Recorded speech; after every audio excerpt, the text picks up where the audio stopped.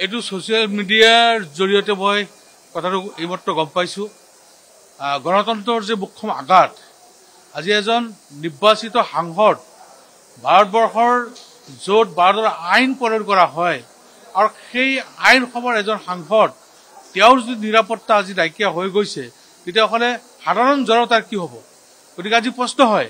যে অসমত আইন শৃংখলা নাইকিয়া হৈ গৈছে নেকি গণতন্ত্ৰ নাইকিয়া হৈ গৈছে নেকি বাক স্বাধীনতা নাইকিয়া হৈ গৈছে নেকি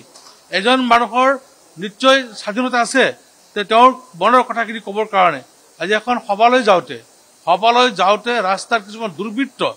আজি বিজেপি দলত কিছুমান আপোনাৰ ড্ৰাগছখোৰ তাৰপিছত ডকাইত হত্যাৰ অভিযুক্ত ব্যক্তি তেওঁলোকক বাছি লৈছে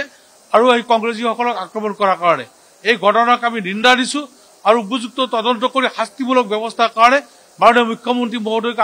পৰামৰ্শ কৰি অসম চৰকাৰক আমি আহ্বান জনাইছো মই এইটো শুনা পাইছো মই যেহেতু এছেম্বলিত আছো মই এই কথাটো ছচিয়েল মিডিয়াৰ জৰিয়তেহে জানিব পাৰিছো গতিকে এজন দেহৰক্ষীকো যদি আক্ৰমণ কৰিছে বন্দুক কাঢ়ি লৈ গৈছে তেতিয়া আইন আছে ক'ত গতিকে আইন নাইকিয়া হৈ গৈছে আমি আশা কৰো যাতে আইনৰ শাসন প্ৰৱৰ্তন হয় মোৰ সমষ্টি নহয় এইটো সামগ্ৰিক সমষ্টি য'ত ঘটনা হৈছে নতুন সামগ্ৰিক সমষ্টি আৰু ৰূপহী যিটো এইটো ৰূপহীটো আচলতে সামগ্ৰিক সমষ্টি এইটো পুৰণা ৰূপহী সমষ্টি কিন্তু নতুন সামগ্ৰিক সমষ্টি তাৰমানে এটা অপশাসন আৰম্ভ হৈছে মানে অপসংস্কৃতি আৰু গুণ্ডাগিৰি গতিকে এইটো যাতে বন্ধ হয় তাৰ কাৰণে আমি আহ্বান জনাইছো